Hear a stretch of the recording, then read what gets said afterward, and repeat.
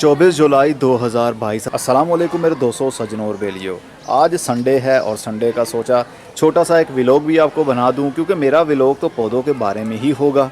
थोड़ी सी अपडेट भी आपको मिल जाएगी और थोड़ा सा कुछ नुकसान बिल्लियों ने किया है वो भी आपको पता चल जाएगा। सबसे पहले मैं कल वाला पौधा आपको दिखा दूँ, जो कि आज आपने वीडियो देखी है संडे वाले दिन, जबकि 23 तारीख वाले दिन मैंने इसको यहाँ पर लटका दिया था। जब आपने देखा था ये गमला यहाँ पर लटका हुआ तो पौधे भी कुछ लटके हुए से थे, लेकिन 24 घंटे के अंदर अंदर ये अपने पाँव पर अब खड़े हो गए हैं। मैंने पानी अभी भी बिल्कुल इनको नहीं दिया है। सॉइल आप देख सकते हैं बिल्कुल खुश्क है। वो इसलिए खड़े हैं अपने पाँव पर क्योंकि जिस मिट्टी के अंदर हमने इनको लगाया था वो मिट्टी गीली थी। यहाँ पर आप देख सकते हैं मॉइस्चर आपको फील हो रहा होगा, यहाँ पर ये खुश्क है। तो ये पौधे अपने पाँव पर खड़े हो गए हैं। ये 1 महीने के अंदर अंदर इतने बुशी हो जाएंगे कि ये किनारे हमें देखने पर नज़र नहीं आने वाले। अभी मौसम फिर से बहुत ही रोमांटिक हो रहा है, प्यारा हो रहा है, बादल आ रहे हैं।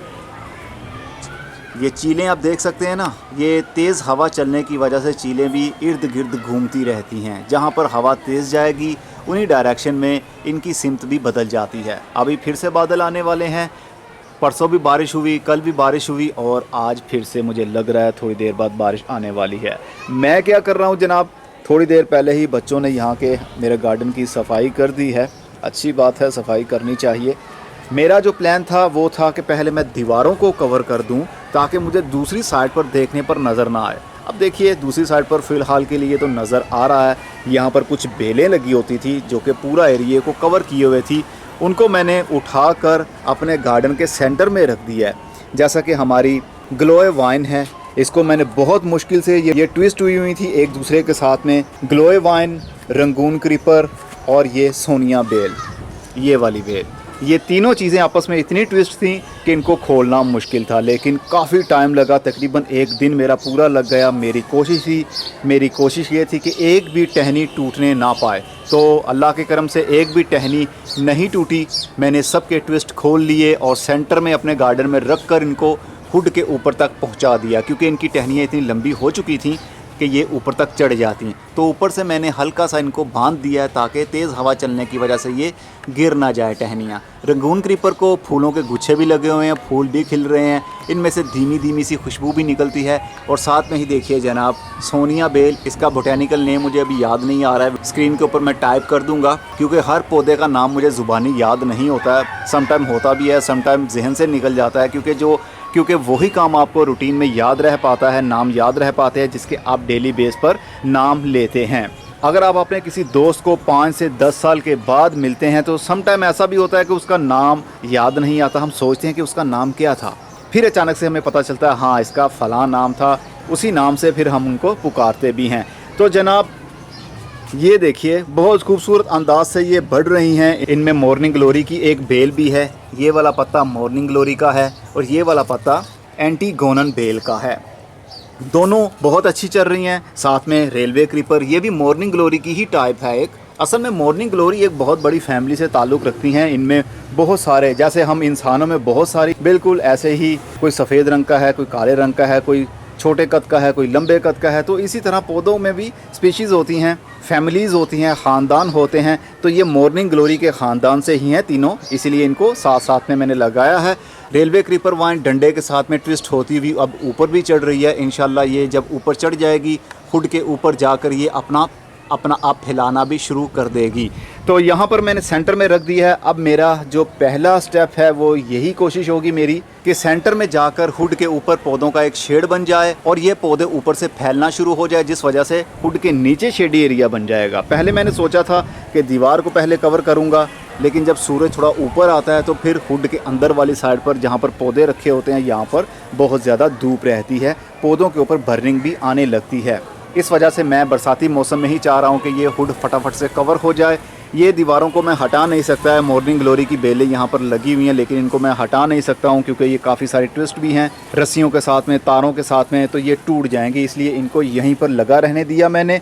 और अंगूर की बेल जो मैं लेकर आया था, जो सुंदर खानी अंगूर होगा, असल में ये थॉमसन की ही वैरायटी होगी। थॉमसन मतलब सुल्तानिया, उसको सुल्तानिया अंगूर भी कहते हैं। सुल्तानिया अंगूर में भी बीज नहीं होता और उसकी शेप थोड़ी गोल होती है अंगूर की, लेकिन ये वाली लेकिन ये वाली जो वैरायटी मैं लेकर आया हूँ, कहते हैं ये थोड़ी लंबे साइज़ का अंगूर होगा, मीठा होगा, जैसे सुंदर खानी अंगूर होता है, लेकिन इसके अंदर बीज नहीं होगा। इसको भी मैंने 12 इंच के गमले के अंदर लगाया और इसी बांस के साथ में बेलों के बीच में ही इनको लगा दिया है। नई ग्रोथ हो रही है, इसकी तार निकल आई है, बहुत जल्द ये लिपेट में ले लेगी दूसरे पौधों को। अंगूर की बेल दूसरे पौधों को अपनी लिपेट में लेने में बहुत माहिर है कि पूछिए ही मत। बहुत जल्दी ये जो डंडा है ये भी कवर हो जाएगा और हुड के ऊपर ये बेल चढ़ जाएगी। जल्दी से जल्दी मेरी कोशिश तो ये है कि जल्दी से जल्दी ये हुड हमारा बन जाए एक ट्रॉपिकल हुड, जिसके नीचे छाँव हो। यहाँ पर मैंने बटरफ्लाई पी वाइन भी रख दी है, सेंटर में ही अपने गार्डन में रखी है। काफ़ी अच्छी इसकी ग्रोथ भी चल रही है। रस्सियों की मदद से मैंने बांध दिया है। ये देखिए, इसको 4 से 5 दिन हो गए हैं। अब नई इनकी ब्रांचेस आ रही हैं, इनको भी मैं किसी तरह ट्विस्ट करूंगा, हुड के ऊपर ले जाने की पूरी कोशिश है मेरी। और यहाँ पर मुझे मजबूरी में ग्रीन नेट थोड़ा सा दोबारा लगाना पड़ा, क्योंकि मेरे बहुत सारे पौधे ऐसे हैं जो कि शेडी एरिया वाले हैं। उनको मैंने उठाकर इस एरिया में रख दिया है ताकि यहाँ पर डायरेक्ट इनके ऊपर धूप ना आए और पत्तों के ऊपर कोई बर्निंग ना आए। बाकी जो धूप वाले हैं वो दूसरी जगह पर पड़े हुए हैं, क्योंकि मेरा ये गार्डन अब वेजिटेबल गार्डन नहीं बन रहा है। ये गार्डन इंशाल्लाह बन रहा है ट्रॉपिकल गार्डन। यहीं पर मैंने क्लोरोडेंड्रॉन भी जो बेल है वो भी यहीं पर रख दी है, और ये भी जब बड़ी होगी, थोड़ी सी लंबी होगी, ये भी ऊपर वाली साइड पर चढ़ना शुरू हो जाएगी, तो ये भी हमें शेड प्रोवाइड करेगी। कुछ पौधे यहाँ पर मैंने रख दिए क्योंकि जगह इतनी नहीं थी मेरे पास कि जहाँ पर शेडी एरिया रहता। जब ये पौधों का ही कुदरती तौर पर ही शेड बन जाएगा तो फिर ये ग्रीन नेट की ज़रूरत हमें बिल्कुल भी नहीं रहेगी। हाँ, ये भी मैं आपको बता दूँ, थोड़ी सी अपडेट इसकी भी दे दूं। ये धनिया जो हमने लगाया था, अभी इसके ऊपर मैंने शेड बनाया हुआ है, क्योंकि धूप बहुत ज़्यादा तेज़ होती है। जब निकलती है तो छोटे छोटे पौधे बर्न होने लगते हैं, इसलिए इसके ऊपर मैंने ढक्कन रखकर एक स्टिक का सहारा दे दिया है ताकि हवा भी लगती रहे और सूरज की रोशनी भी यहाँ पर रहे। धनिया के पौधे आप देख सकते हैं अब बड़े होना शुरू हो गए हैं। बहुत सारे बीज हमने डाले थे और पिछले ही दिनों मैंने हल्की सी गोडी की है, क्योंकि पौधे जब थोड़ा सा बड़ा हो रहे थे तो वो नीचे गिरना शुरू हो गए थे और मुरझा रहे थे। जैसा कि ये पौधा आप देख सकते हैं, ये नीचे गिर गया और मुरझा गया। बहुत सारे ऐसे पौधे यहाँ पर उगे, लेकिन वो बाद में गिर गए क्योंकि मिट्टी ज़्यादा कॉम्पैक्ट हो गई थी, सख्त हो गया था ऊपर वाला सरफेस उनका। तो हल्की हल्की मिट्टी के ऊपर मैंने गोडी की और दोबारा से अंदर से ये देखिए पौधे और जो बीज पड़े हुए थे नीचे वाली साइड पर, वो दोबारा से उगना शुरू हो गए। ये तो धनिया की अब सूरत ले गया है। ये पत्ता आप देख सकते हैं, बिल्कुल धनिया की तरह का पत्ता निकल भी आया है। तो अब इसको धूप की भी ज़रूरत है, लेकिन आजकल धूप बहुत कड़क निकलती है जब भी निकलती है, और बारिश से भी तो इनको बचाना है। छोटे छोटे पौधे हैं, जब बारिश पड़ेगी तो ये पौधे गिर जाएंगे नीचे और मर जाएंगे। कुछ मैंने हाइबिस्कस की भी कलमें काट ली हैं, जिसको मैं मैपल कहता हूँ। इसकी कलमें काट कर मैंने अलग एक गमले के अंदर लगा ली हैं, क्योंकि आजकल बरसात का दिन है तो बरसात के दिनों में इनकी ग्रोथ हो जाती है। इस गमले के अंदर मैंने 5 कलमें लगा दी हैं और एक गमला ये खाली था मेरे पास, इसके अंदर भी मैंने लगा दी हैं। मैं हर एक वैरायटी की बहुत ज़्यादा क्वांटिटी नहीं रखूँगा अपने पास, सिर्फ ये है कि 1 से 2 पौधे हर नस्ल के मेरे पास मौजूद रहेंगे, ताकि यहाँ पर एक सिटिंग एरिया भी बन सके और मेरे पास कुछ नस्लें भी हों। पहले मैं ऐसा करता था कि एक ही पौधा होता था मेरे पास और उसके 50 से 60 पौधे होते थे मेरे पास, मतलब उससे प्रोपोगेशन कर करके बहुत सारे पौधे बनाए होते थे। जैसा कि जेड प्लांट है, स्पाइडर प्लांट है, ये बहुत सारे मेरे पास होते थे। एक टाइम था, तकरीबन 3 साल पहले की बात कर रहा हूँ, ये मेरा हुड ऊपर से नज़र नहीं आता था जितने गमले हैंग किए होते थे मैंने। तो मेरी कोशिश है कि ज़्यादा से ज़्यादा नस्लें भी आ जाएं और ज़्यादा से ज़्यादा एरिया भी हमारे पास यहाँ पर एम्प्टी हो जाए, जहाँ पर सिटिंग एरिया में बनाकर यहाँ पर बैठकर चाय पीने का मज़ा ले सकूँ। अब बिल्ली का कारनामा दिखाते हैं आपको। मुझे रात तकरीबन 10 साढ़े 10 बजे के करीब ठक ठक की आवाज़ें ऊपर से आ रही थी, छत के ऊपर से, जैसा कि कुछ गिर रहा है। लेकिन मैं उस वक्त आर्टिकल लिखने में मसरूफ़ था, तो अभी थोड़ी देर पहले मैं आया हूँ और ये देखने के बाद मेरा मूड बना क्यों ना व्लॉग की सूरत में एक वीडियो बनाई जाए और आपको बिल्लियों के कारनामे भी दिखाऊं। ये किसी एक बिल्ली का काम नहीं है, ये 2 बिल्लियों का काम है। यहाँ पर गमले हवार्थिया के मैंने रखे हुए थे, बहुत सारे पौधे लगाए थे। ये देखिए, ये गमला नीचे गिरा और हमारे बहुत सारे पौधे भी हवार्थिया के नीचे गिर गए। ये एक और गमला भी है। 2 गमले हवार्थिया के इसने नीचे फेंक दिए, जिसके अंदर मैंने सॉफ्ट मीडियम इस्तेमाल किया था, मिट्टी नहीं थी। एक हमारा गमला ये भी नीचे गिरा हुआ है और बहुत सारे पौधे हवार्थिया के भी नीचे गिर गए। ये देखिए, ये हवार्थिया का पौधा, और ये भी हमारा एक सैक्यूलेंट पौधा है जिसकी टहनी टूट गई है। बहुत मुश्किल से मैंने इसको बचा कर रखा हुआ था, लेकिन ये टूट गया। इसको मैं दोबारा से एज अ कलम लगाऊंगा। ये देखिए, रूटेड पौधे थे मेरे जो कि सारे के सारे बाहर फेंक दिए गए। गमले नीचे गिरे और सारे पौधे हमारे बाहर निकल आए। इस तरह के तकरीबन 10 से 15 पौधे होंगे। ये देखिए एक छोटा सा पौधा भी था, ये उनका पप था, ये भी बाहर निकल आया।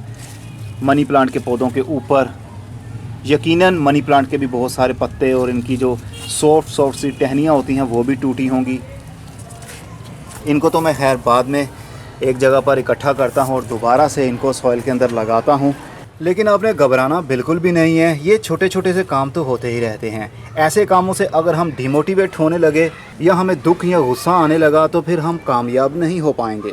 तो ऐसे कामों से घबराना कभी भी नहीं। फ़ायदा और नुकसान ज़िंदगी का हिस्सा है। ज़रूरी नहीं कि हमें हर वक्त फ़ायदा ही हो।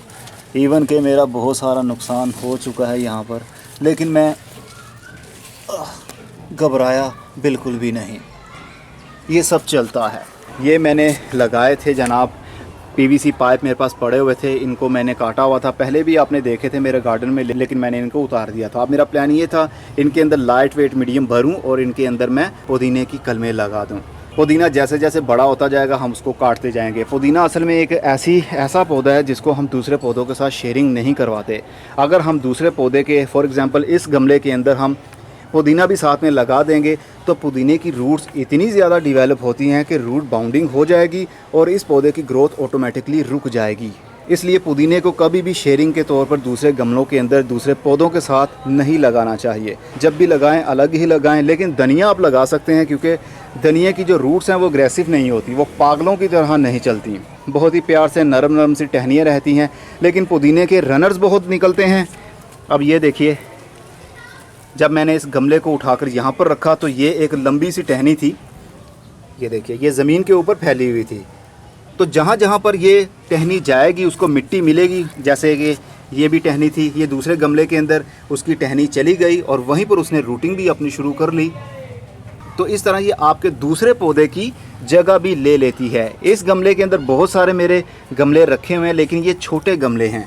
छोटे गमलों का मतलब जो इसके नीचे रूट सिस्टम है ना, उसका सुराख है, ये देखिए ड्रेनेज होल है, ये बहुत ज़्यादा बड़ा नहीं है और बहुत ज़्यादा सुराख नहीं है, इसलिए बहुत ज़्यादा जड़ें मिट्टी के अंदर नहीं जाएंगी। ख़तरा हमें तब होता है जब इनके रनर्स निकलते हैं या पुदीने की टहनियाँ लंबी होकर किसी भी मिट्टी वाली जगह पर पहुंच जाती हैं या जहां पर ज़्यादा नमी होती है वहीं पर वो रूट्स भी पकड़ लेती हैं। तो इस तरह आपका दूसरा पौधा सही से चल नहीं पाता। मैंने फार्म हाउस से एक कलम भी ले आया था, ओरिजिनल जैस्मीन प्लांट की वाइन है, ये बेल है ये। तो इसकी अब पौधे की ग्रोथ भी शुरू हो चुकी है। बस 12 इंच के गमले के अंदर इसको मैं शिफ्ट करूंगा और अपने हुड के मतलब गार्डन के सेंटर में ही एक लाइन बना दूंगा गमलों की, जिसकी वजह से बेलें चढ़ती हुई हुड के ऊपर जाएंगी और हमें शेडी एरिया भी प्रोवाइड करेंगी। बस जनाब आज के व्लॉग में इतना ही था, थक गया हूँ। अब अगली वीडियो में फिर किसी नई इन्फॉर्मेशन के साथ मिलेंगे। तब तक के लिए अपना बहुत सा ख्याल रखिएगा। खुदा हाफिज़। और हाँ, ये भी बता दूं, जो मैं बेल लेकर आया था एक थैली के अंदर 2 कलमें लगी हुई थी। एक का तो बड़ा पौधा बना हुआ था और एक छोटा पौधा था। उसकी कलम को मैंने अलग करके अलग गमले के अंदर लगा दिया। और अब देखिए जनाब, ये पत्ता भी, नए पत्ते भी आने लगे हैं। ये भी एक बेल बन जाएगी। जैसे ही ये थोड़ी सी और बड़ी होती है इसको भी मैं निकाल कर बड़े गमले के अंदर शिफ्ट कर दूंगा और हुड के सेंटर में रख दूंगा, ताकि हमारा ऊपर से हुड जल्दी से जल्दी एक शेडी एरिया वाला हुड बन जाए। क्योंकि नीचे अब ऐसे पौधे ही आपको देखने में मिला करेंगे जो कि हाउस प्लांट होते हैं। वेजिटेबल या दूसरे पौधों के ऊपर मेरी काफ़ी सारी वीडियोस मौजूद हैं, डिटेल के साथ कंप्लीट वीडियोस मौजूद हैं। स्टेप बाय स्टेप मैंने आपको गाइड करने की कोशिश की है। बाकी जो पौधे लगाने हैं सब्ज़ी वाले, वो फार्म हाउस पर ज़मीन में ही लगाऊंगा। अब मैं चलता हूँ, अपना बहुत सा ख्याल रखिएगा। खुदा हाफिज़।